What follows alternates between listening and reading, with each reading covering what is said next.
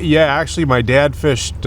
He fished part-time lobstering, and but going back generations here in Kittery, I had a number of people in my family that were fishermen, schooner fishermen. Some were lost on the Grand Banks, and so yeah, it goes back a ways.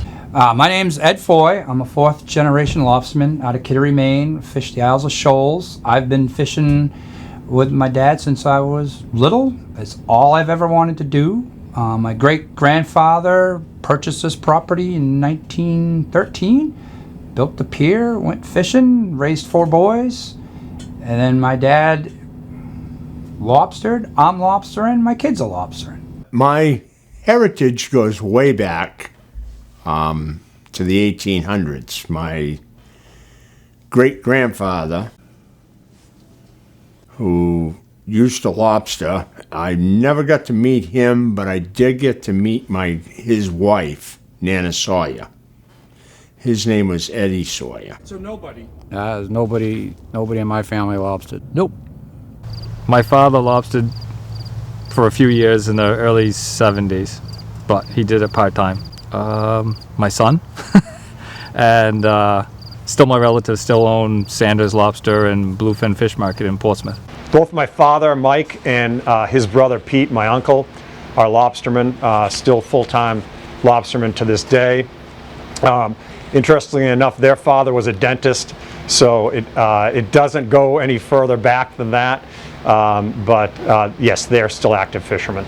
My youngest brother is a lobster fisherman and a snow crab fisherman in Cape Breton Island in Canada. Has been up there for almost 40 years now. Well, my father was a fisherman. He grew up in Elliott up on the river, and he fished there as a kid. And my grandfather was a Finnish carpenter, so he ended up being a Finnish carpenter by trade under his father. But he had a neighbor that him and his neighbor had a boat together, and they got in an argument one Saturday afternoon, and he cut it in half and let him have the blunt end, and he kept the pointy end, and he kept fishing, and the other guy never did. But yeah, he started fishing when he was a kid up in Elliott on Pleasant Street.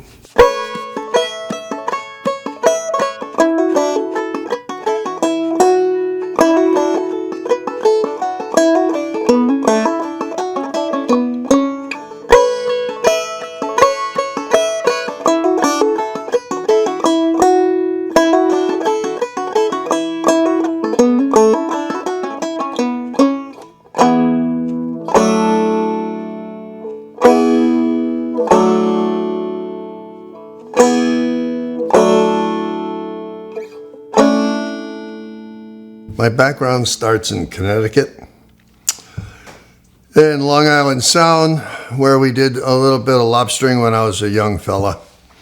And it was exciting at the time, but school was in the forecast, so I went to Quinnipiac College for 4 years and University of New Hampshire for another 4 on my postgraduate work. And while I was doing my postgrad work, I moved to Kittery Point, Maine. And my landlord was a lobsterman, Ralph Thompson. In fact, his grandson, the 3rd generation, Evan Thompson, is lobstering now with me. And it's been the greatest of lives. It couldn't be any better. When I was a kid, growing up down here, that's kind of what you did. You fished, you worked for the full-time guys. And I think I started when I was the summer I turned 12. Yeah, we used to use the wooden pegs, and then they went to plastic pegs. Yeah, we used to do that. And I used to get, I think my first job was $10 a day. That's what we got. That was pretty good, actually. I've been fishing with my dad since I was little. It's all I've ever wanted to do. Late 50s. Wow. A friend of mine, we went down there, and I got hooked. I went down and I helped lug bait down over the brow with a gig. I've been doing it ever since. Well, I started way back in the Gus Helly day. And I used to come home with creosote in my hair from painting Gus Helly's traps inside the wooden lads on the half-round traps, and my mother would be irate at me because I had really light hair back then, and I would come home with creosote all through my hair, and my hair all stuck everywhere. The first year I got my license was 1988, but in the summer months I worked for my uncle who owned Sanders Lobster. I worked at his lobster pound for a couple of years, plus I worked for my cousin who ran Sanders Bait Store, which is now Island Seafood. My brother and I grew up in it. We started fishing. We went out on my dad's boat from about the time we were 5. We used to get $3 a day to peg lobsters, the wooden pegs that would go in the claws. Eventually transitioned to bands, but I don't think he gave us much more money than that. And then I think we had our own traps by the time we were 7 or 8 years old in a skiff. Grew that, and then our last few years in high school and through college, we ran my father's inshore boat. At that time, he had an offshore boat fishing out of Fairhaven, Mass. His 36-foot inshore boat was available, so we ran that. I first started when I was 12 years old. My brother and I always messing around boats and figured it'd be fun to go lobstering, like everybody else at the time. So we bought a 20-foot Grand Banks dory out of Gloucester and a 5-horse outboard and some old wooden traps we had, and went at it. Didn't make a whole lot of money the first year, but we had a lot of fun. And we found out we couldn't work together, as brothers often do, and the following year we each got our own boats and own gang of gear and split up. Well, I was just informed a couple minutes ago my mother found a picture of me at 2 years old, and yeah, I just put on Facebook a little bit ago a picture of me on Norton Road with my great-grandfather standing in front of a boat that my father was finishing off. So I guess I've been fishing for quite a while. I started lobstering, I was probably 8 years old, and I got my first license when I was 10, so this is my 47th year, I think.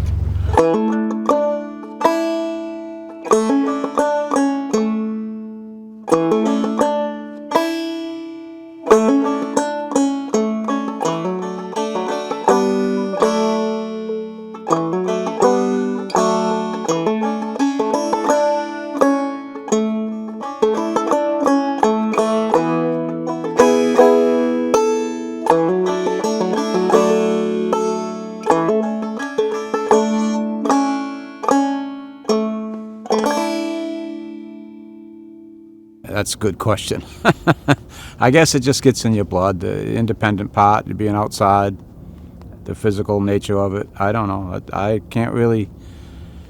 It's like anything you do. If you like it, that's what you do. Freedom is the neat thing, but you fall in love with it because you get to play with boats. And how much fun is that to go out? You start off with a little skiff. You're playing on the water, and then you hear motors. You're a boy. Motors are neat. And then they let you have a few traps and you make money and you learn you can make money from it. And it's fun. And you're surrounded by all like-minded people like yourself. No time clock. I do. I just, you're your own person. You can come and go as you damn well please. Freedom. Bottom line. You can have the worst day in the world. The next morning when the sun comes up and you look at that sun coming up, it's a new day. You come in at night, you come in the afternoon, you see the sun going between the bridges over there. It's a beautiful thing. Lobstering to me is kind of like Christmas morning. It's the excitement of Christmas morning for a young kid, because every day you go out, you're going to experience something different every single time you go. It seems so repetitious, lobstering, but every time you go, it's a unique experience because you never know what's going to be in the traps when you lift them. Every day, every single hour is different out there. You never know what you're going to pull up in your trap. You never know what the weather's going to do. And, the things you see in nature out there is just mind-blowing. The average person, you can't even describe it half the time, what you see and what you go through every day. Good question. I guess the allure of you never know what you're going to get. What's down there, what's going to come up in the trap. Wow. What about lobstering keeps me going? I guess I'm an eternal optimist. I always think things are gonna get better, and I'm just always hopeful that the season's gonna be better than the last, and I love being out on the water and being on the boat, and I guess basically that's I can't put my finger on it. Just trying to keep 1 foot ahead of that lobster. Yeah, the challenge of catching. I think it's an ego trip. Who has a job that when they get home, finish their supper, wish they could go to work again? If that helps, that's how much it's cost me 2 wives, 2 homes. Yeah. Oh, yeah.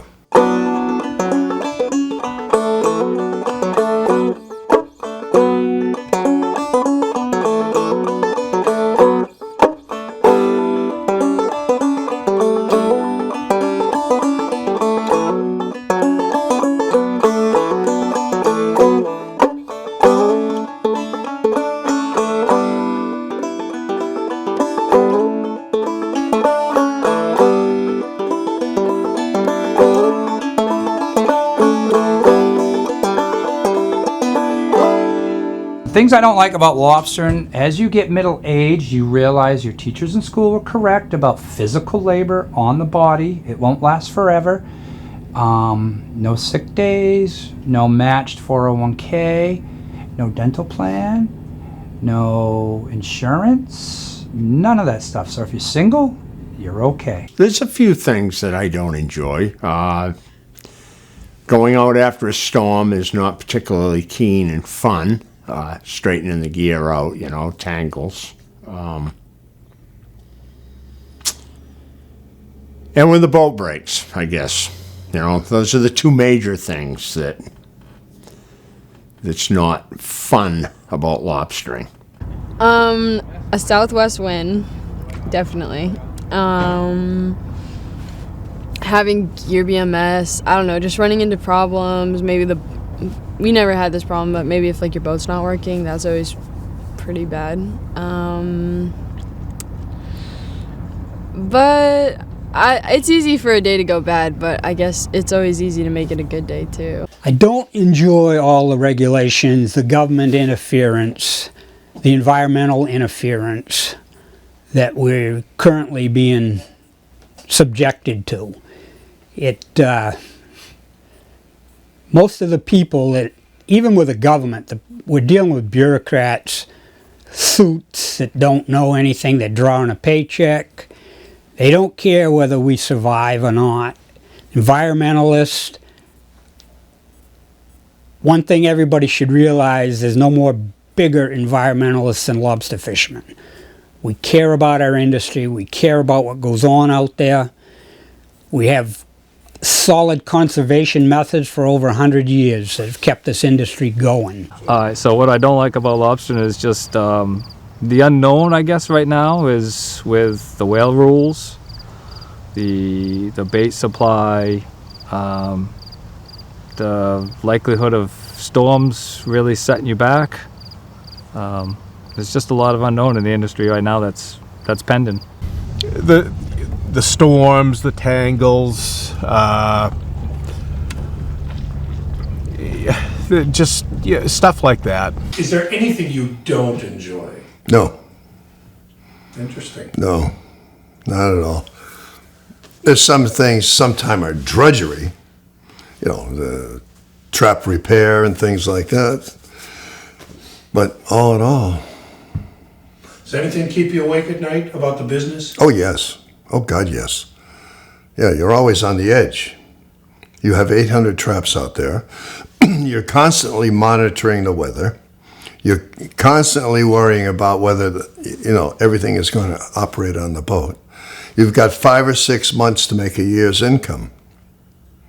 So if you lose, let's say, 3 weeks due to an engine failure, you worry about that. It's constant worry.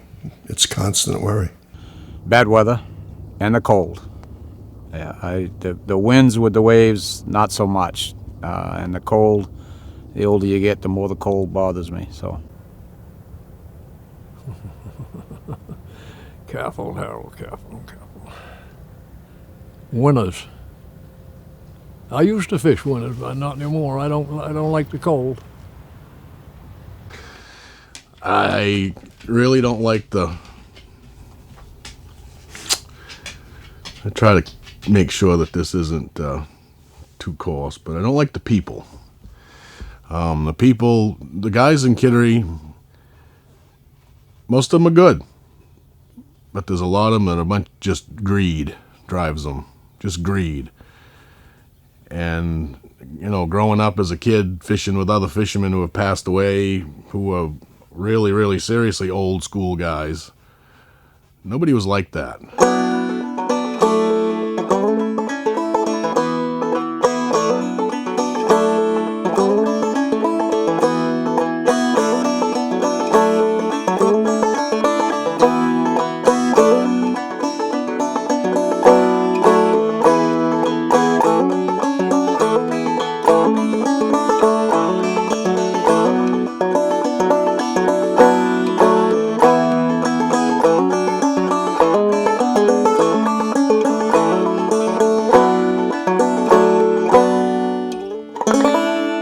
It hasn't been up to us to make any changes, really.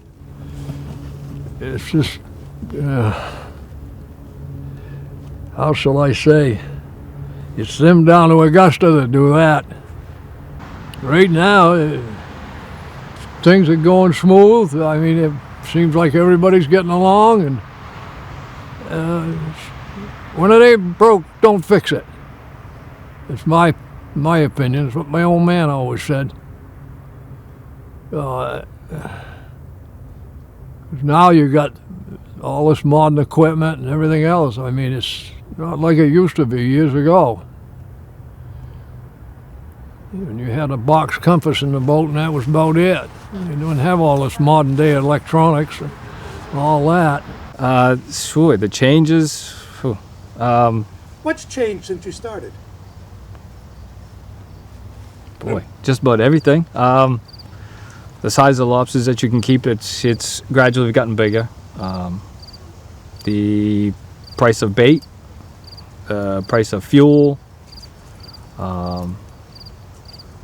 just a lot of the different regulations after you do now is, the size of the rope, the weak links that you have to put on your rope.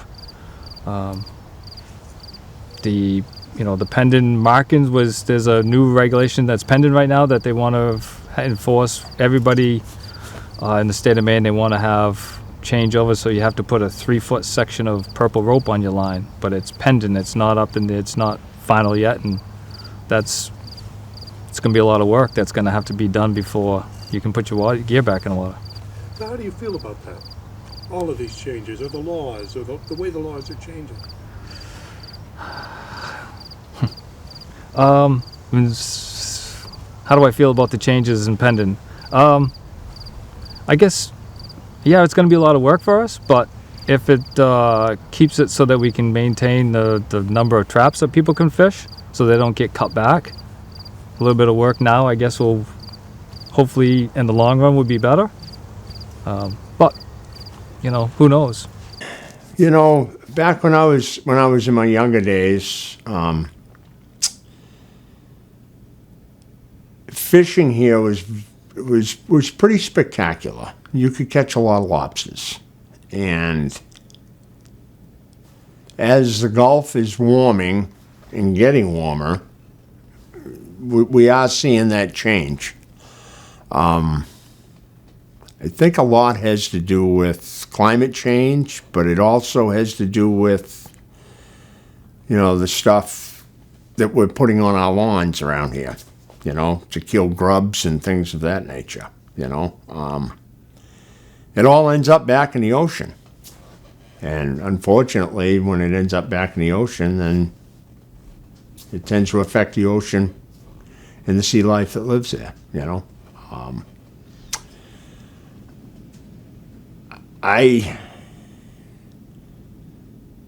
For myself, I hope and pray that it doesn't end up being like New York, where they lost the lobsters.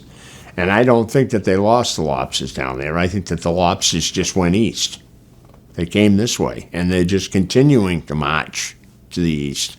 Or they're staying off in cleaner waters, where they're not coming in here to shed anymore, I hope that changes. I mean, climate change is a big issue that some people don't seem to recognize. As far as changes, when I started, guys were still using wooden buoys, wooden traps,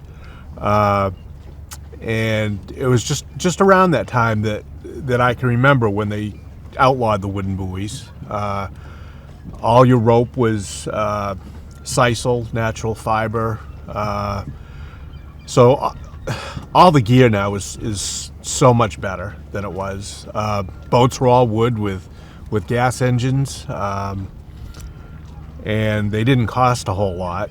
A lot of guys, it was just a rotating winch head. It wasn't the hydraulics we have now. In fact, I started with that.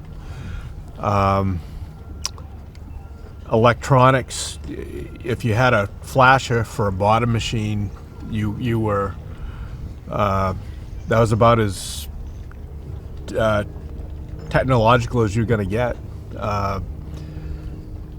Navigation, my dad taught me, using his tachometer, a compass, and a watch. And I remember when Loran came out. And just everything, boats, everything has gotten bigger and better, and I don't know, including gangs of gear.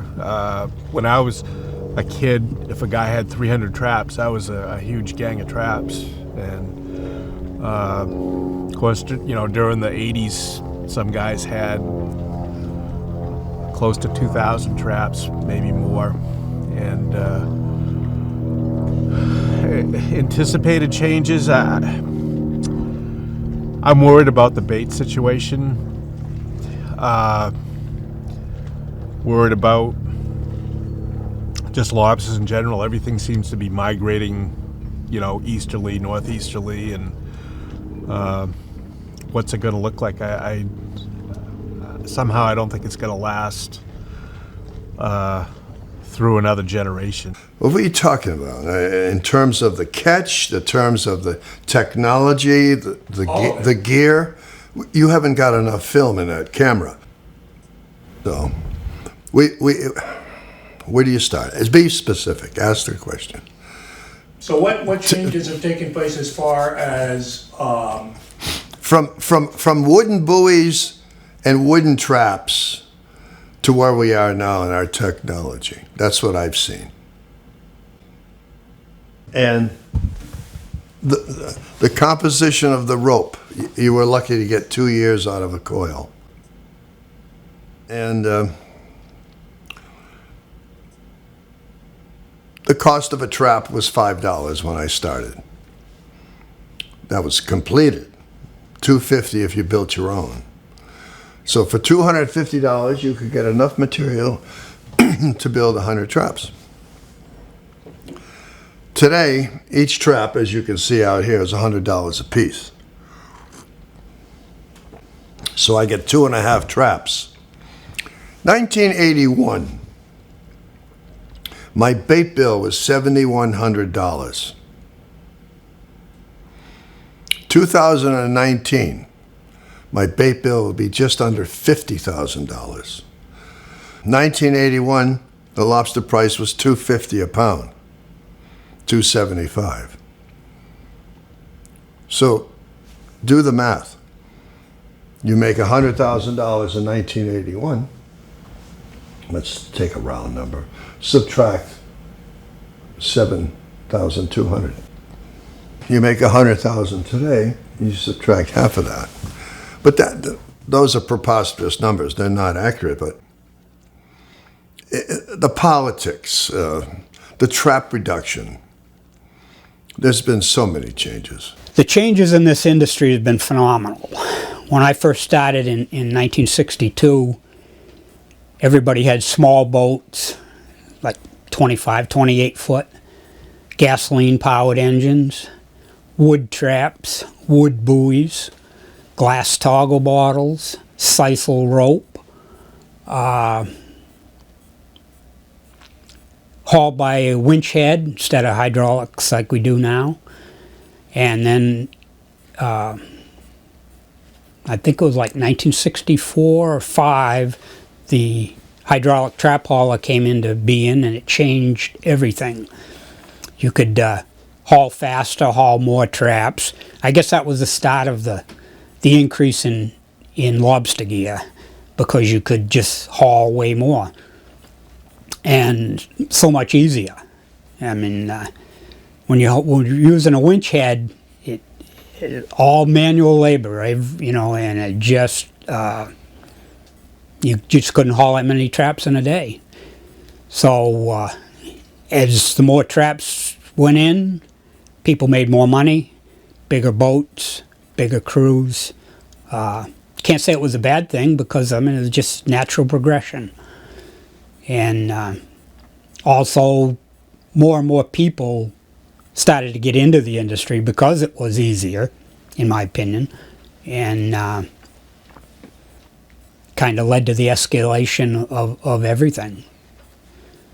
But it's been a good ride, and changes have been just unbelievable from when I started to where we are now. What can they do to improve it even more, in your opinion? Keep the damn government out of it, myself, in my opinion. You know, I don't go tell them how to do their job. They have no business telling me how to do mine.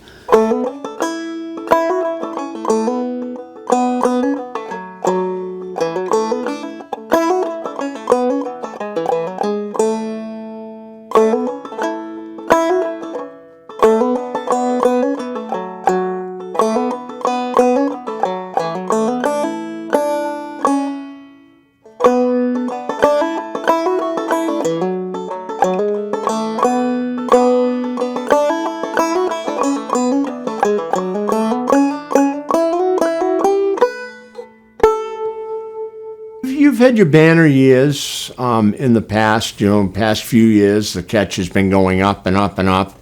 And I think it constitutes that we've been farming the lobsters, you know. We've been feeding them, dumping bait, and constantly feeding them, you know, where, you know, we replenish the bait bag.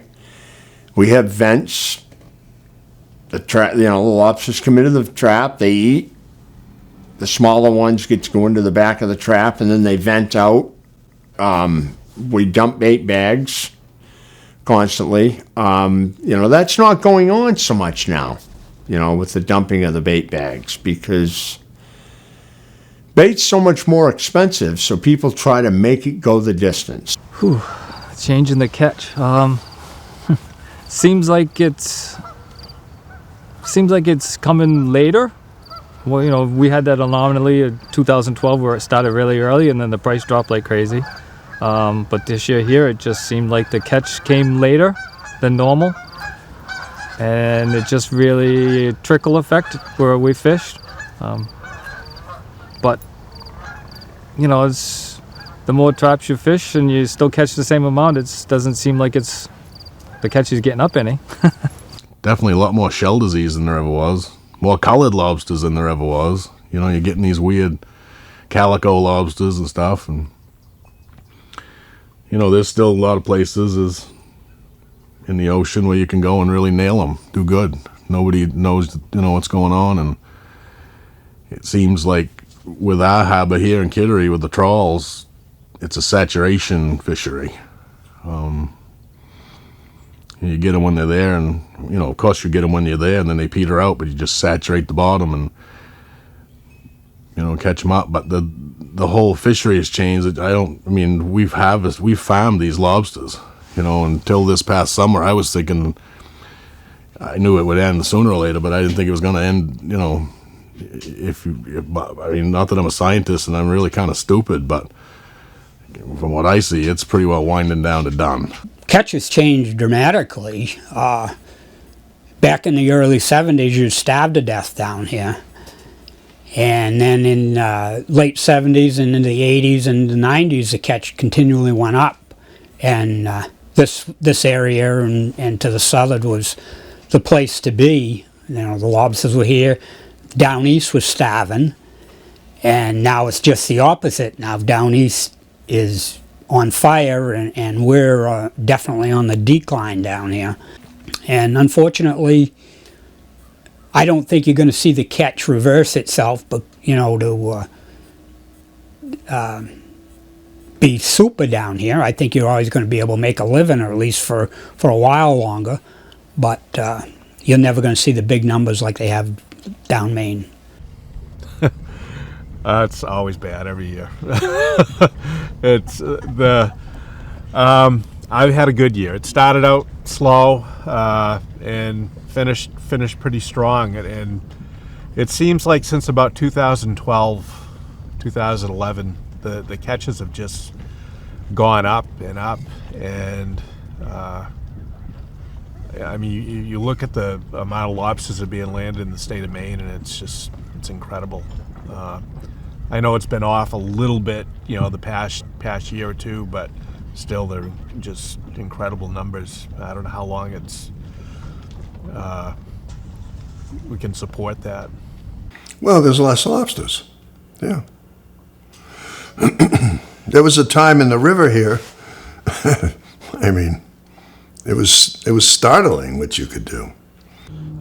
It went down a lot this year, but maybe everything's cyclical. I don't know, because we had a lot of years with up years, and then the past few years it's gone down a little, not compared to what it was, say, 5 years ago. Well, the last 5 years have been great. This year was a bummer. And why do you suppose that is? I don't know.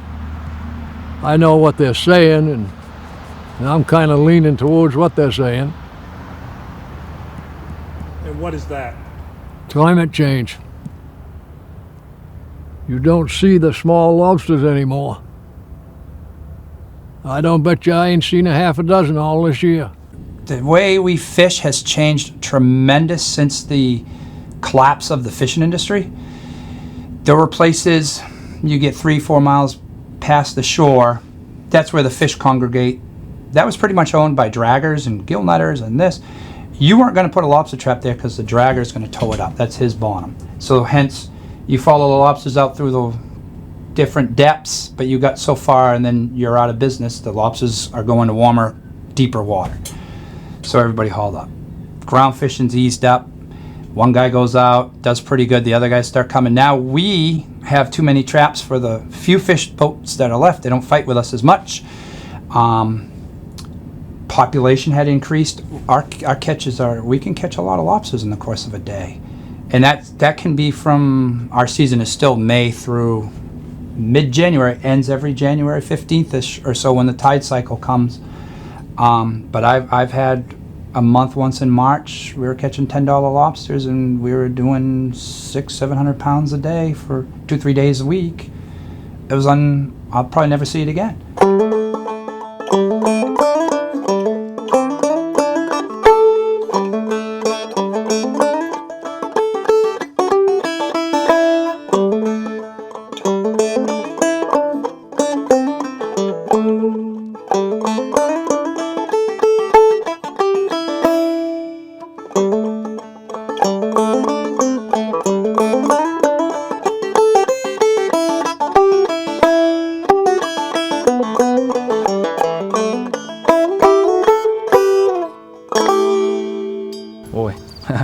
Future lobster in our community. Well, if you count on the boats over there in the mooring field, there's not too many lobster boats in that mooring field. And if you don't come down here too early in the morning, it's awful hard to get a parking spot to even get to your boat. If you have to come down in the afternoon to work on your boat, or a Saturday or Sunday to get prepared for the following day, it's pretty difficult. So the access, that's going to be the hardest part, I think, for people in the town of Kittery Point anyways that fish. 5 years, we're done. That's my theory on the whole thing.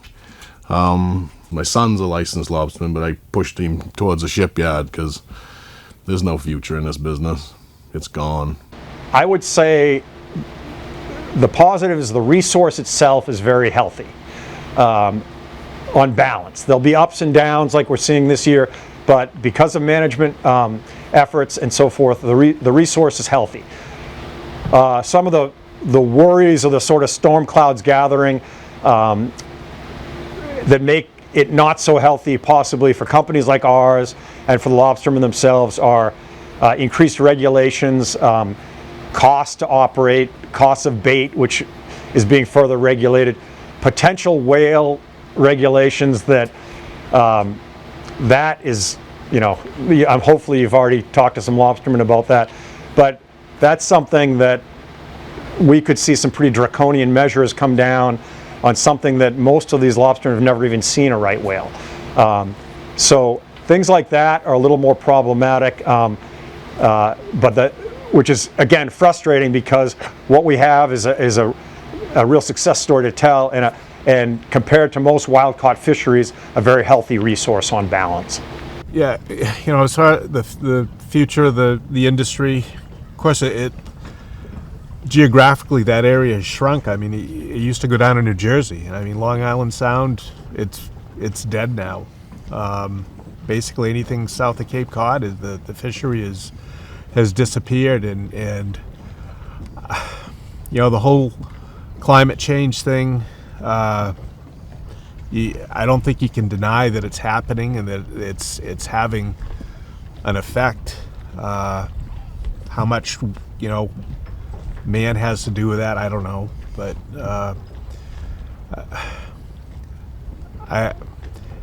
you look at other fisheries and they've come and gone, and I can't think lobstering's anything special that it's not going to be the same as any other fishery. It's going to have its time, and then it's will probably go away. The lack of vegetation, which we're seeing now, the increase in different predators, the green crab, we're seeing the black sea bass up here. They all feed on the juvenile lobster. So, and they've never been able to predict the population anyhow. They get these, they never saw what was happening in the last decade.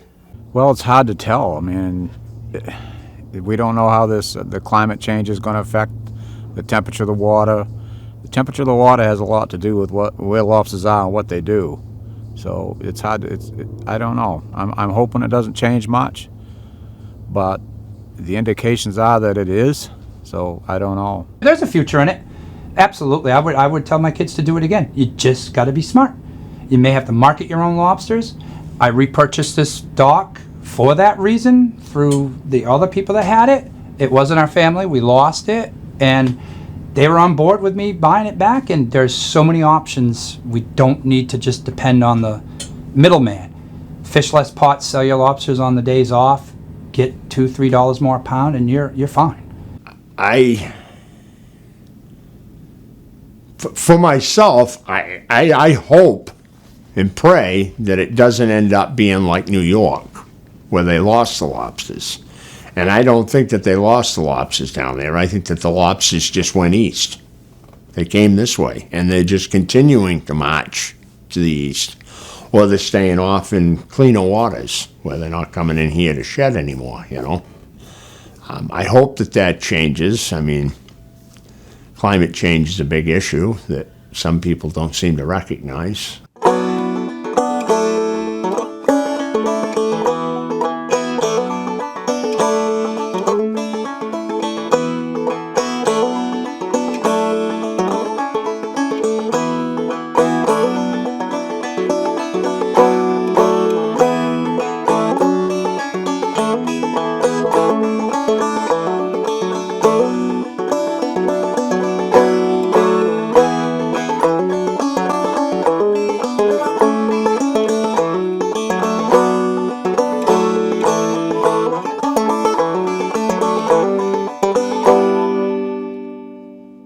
make it home.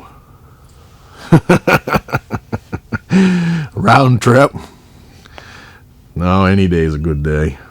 I guess a good day is coming back. No, I like having a good catch, but I mean, I've had days where, catch hasn't been the greatest, but it's still been a good day, just being able to be out on the water. But having a nice catch that's good too. You were with me a whole day, right? Yeah. A whole day. You tell me what made me the happiest. What? Come on. Well, I think it was the catch. The catch? The catch is good. I've had catches where you could bring it home in your lunchbox, but it was still a good day. It's just being out there. When you're out lobstering, people ask, how much do you make in a day? And it's very hard to answer that question because it's really 6 months out of the year that we do really well, and you have to catch 6 months worth of income in that period to make up for all the days that barely cover cost. As in mid-February, I might go fishing just to keep my crew working, where the boat got paid, fuel, bait, him, I didn't make nothing, but I got to go out and play, and I like that. With expenses for the vessel I have, which is a larger boat, you've got to at least make $1,000 to the boat stock, and that will probably give me maybe $100 to myself, $200. Between the cost of bait having gone up so much, to haul 300 traps and put a good amount of bait so that you will fish is going to $400 to $600 in bait. You're not going to find steady crew for $150, $200 a day minimum. And then you've got just the wear and tear on the boat that you're not recovering costs. But a good day, you gotta come around $3,500 a day, or even $5,000. Typical good day on the water. No wind, plenty of lobsters. A lot of guys do this for the money and the catch. And the money and the catch is a wonderful thing. It really is. But that's not really what makes everybody happy. Money doesn't make you happy. I mean, the more you get, the more you're going to spend, the more headaches it's going to cause. So I get whatever that guy upstairs allows me to get. And I'm happy with it. And so I guess the answer to your question is if I leave safe and I come home safe, it was a very successful day. A typical good day on the water is getting out on time, seeing a nice sunrise, having all our gear in the string there, not having any tangles, not having a ton of seaweed to deal with, having lobsters in the crates. It's always really nice being able to fill the tank, and just both of us being in a good mood, really.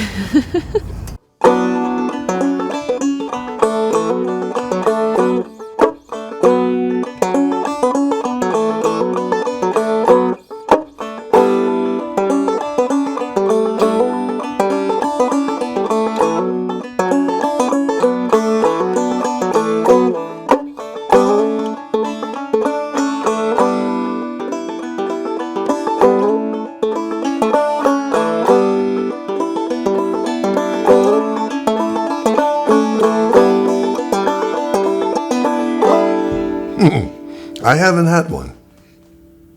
Oh, yes, I did. August 20th at 6:18 in the morning. I sunk. Yep. It's the day that Jerry died, Garcia. At 6:18, my boat went down because my digital clock, when we brought the boat back up, said 6:18 on it. That was not a good day. Well, the latest nor'easter that came through, that led to a bunch of not so good days. For me, not so bad, but for some of the other guys, I lost a lot of gear. I had some gear that was, banged up a little bit. I've lost a few traps, but not like some people have, and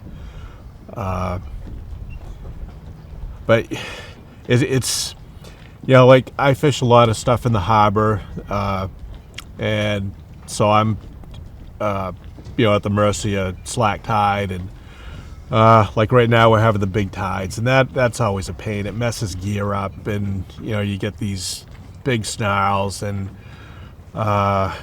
anything that's floating along the bottom seems to collect on the trap lines. And I've had days where I've come back and it's just my arms feel like rubber from just what would normally take me 20 minutes to do can take an hour to do when we have the big tides. But it's all part of it. You get towed in, you don't catch anything, something breaks, that's a not good day on the water.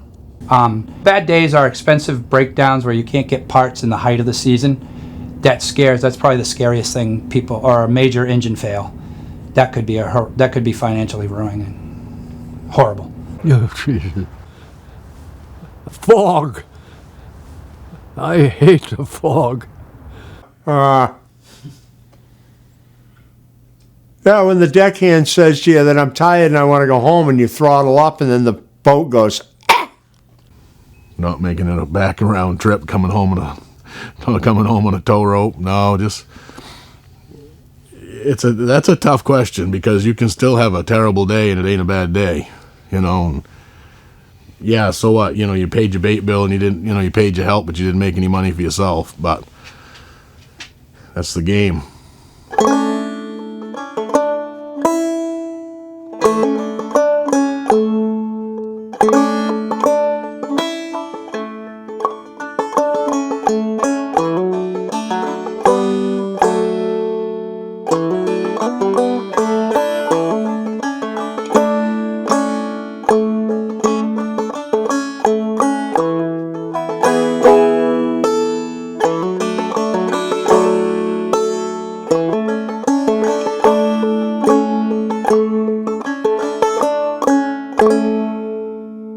Well, the right whale thing is, and it's, to me, where we fish, it's not, all this stuff is not necessary.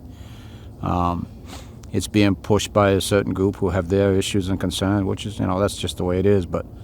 And they probably all have more money than we do, but most of the whale issues is pretty much offshore. Where we are within 3 or 4, even 5 miles of shore. I mean, you'll occasionally see a whale, but mostly they're menke whales. But you don't see, I've never seen a right whale. The lobstering industry and the government, unless you live off the government, have a state job or the government job, they haven't done anything right. They've never done the country any good. Politics are bad. Everybody's in politics for themselves. They're not there for the better part of the country anymore. The country doesn't try to better itself with politics. They're no good. There's not one fisherman who is wanting to catch the last lobster. There's not one fisherman that wants to hurt a whale, hurt a seal. Yeah, we yell at them. There are hindrances. We know how to deal with hindrances, and we want to fish. And I want my son to fish. I want my son's son to fish.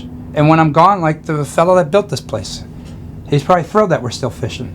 And nobody wants to rape the ocean. We're not corporate America. We're all individuals. It's like farming. Let's keep it going. It's all well and good that the government's getting involved with it, but I think that the government needs to stop stirring the pot, because since the government has gotten involved in the fishing industry, we've lost our draggers, we've lost our gillnetters, and we're down to the lobstermen now, and the lobstermen and the tuna fishermen, and it's a dwindling empire. The tariffs were unnecessary, but I mean, as far as the lobster industry, they were unnecessary. But what the government did this year with the herring industry it crippled us. I've been privileged to work with every marine resource commissioner since 1973, and all bunch of by and large, very dedicated people. Don't always see eye to eye for sure, and especially when the trap limits came in, this area particularly was against trap regulations. And they eventually cut most of us in half with the amount of traps we fished, down to 800. And it was pretty hard financial hit for all of us. But the current commissioner we have is probably, in my opinion, the best we've had in the entire time I've fished. He certainly reaches out to the industry, which no other commissioner has done to the extent this man has. And he's knowledgeable of the issues, and while he gets a lot of bad flack for some of the policies he does, because hey, come down right down to it, he's still a politician, and but he tries to represent the industry the best he can, and I think he's done an outstanding job, and it's been a pleasure to work with the man. I think the government is trying, but I think they're under a lot of pressure from environmental groups and lawsuits and so forth, and unfortunately money talks, and I don't think all the blame for like the right whale situation is being put in the right place. It's like they're looking for the easy target who can't or doesn't have the resources to fight back, which is us, the fishermen. I don't think we're nearly as much as the problem as shipping and or even the Canadian crab industry, because the whales have even migrated further that way. And most lobster fishermen, you ask how many right whales have they seen in their life, most of them are going to tell you none.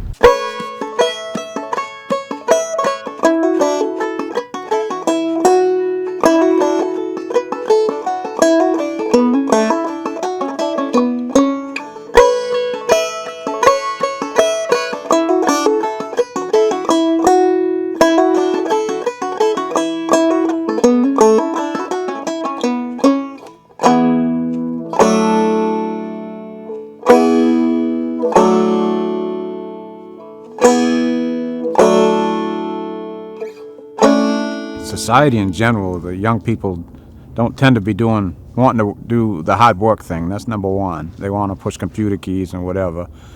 It is expensive, and you also, nowadays, you can't just go get a license. You got to do an apprenticeship and get on a list and a waiting list, and they have a method there where so many people get out and retire so many tags, and then you'll let somebody in.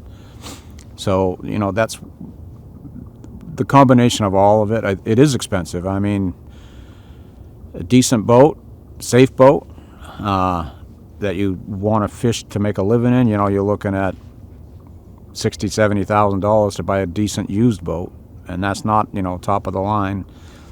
And then you figure roughly your traps. You could buy used traps.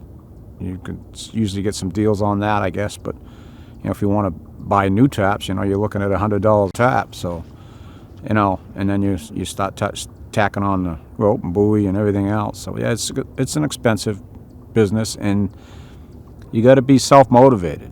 You got to get up every morning. Nobody's getting you up. Nobody's telling you to go to work. Nobody's telling you when to quit. That's all on you if you're going to do this. So, and there's no time clock. There's nothing like that.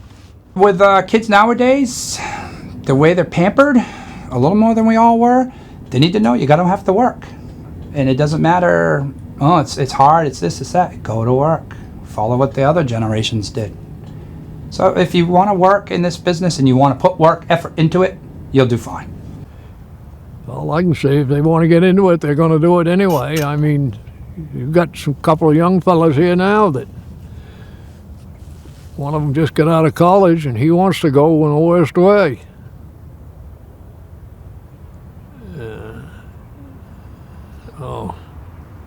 Once they get it in their blood, you ain't going to change their mind, I'll tell you. You weren't going to change mine, but It doesn't sound like you ever had any regrets. I've got a few regrets, but it ain't got much to do with lobstering. That is a really, really, really tough one, because the government, again, has really made it, you know, with these laws, the way they have them. You know, they were going to give out a bunch of licenses this year, and because of the way the bait prices was and the way the catch was, they hauled back on the reins at the last minute. But early in the year, they got some of these guys that have been on the list for 10 and 15 years waiting for licenses, or 20 years even, been waiting for licenses. They were all going to get licenses. Anybody with 10 years and longer that's been on the list was all going to get licenses. And then they turn around and haul back on the reins at the last minute. And, you know, it's a tough business to get into. What I'd say to any young person that is interested in it, I think there's still a bright future with, like any industry, some unknowns. But if it's something you're passionate about, I would say pursue it. I would say make sure you get your education first, and possibly even have some backup plans, whether you learn a trade in addition to it. But again, for somebody that attacks it, that's passionate about it, that treats it like a business, I think it can be a great industry, and an industry that to be your own boss and be out on the water, still some pretty great things about it. If somebody young asked me if they thought it was a good idea to go lobstering, and that's really what they wanted to do, I'd encourage them. I'd like to see in this area here a few more young guys coming in, because I'm 77, Harold's 76, Waldron's 77. I mean, there are some real old, dusty old lobstermen here. And we're going to be stepping off here soon. And there's no one here to take our place. That'll leave it to about 3 or 4 fishermen. And there's an opportunity here.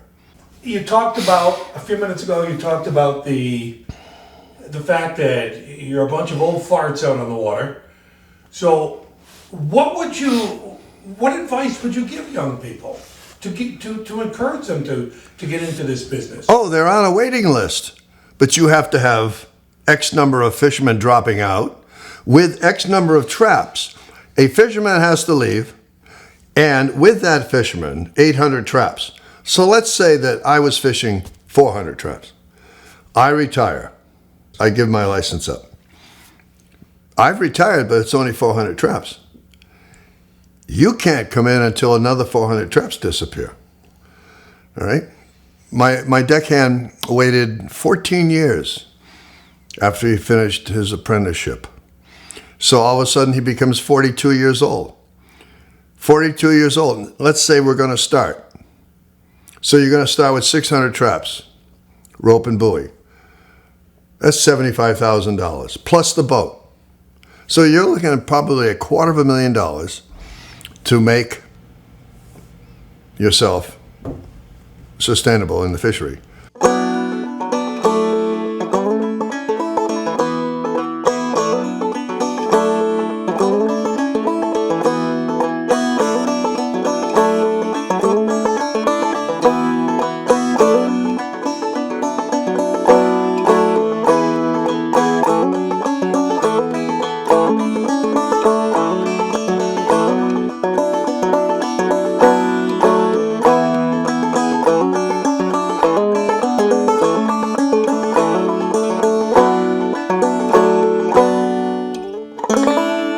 What I would like to be remembered as is I was a fairly straight shooter as far as catching lobsters. If you forced me to deal with you, you did have to deal with me.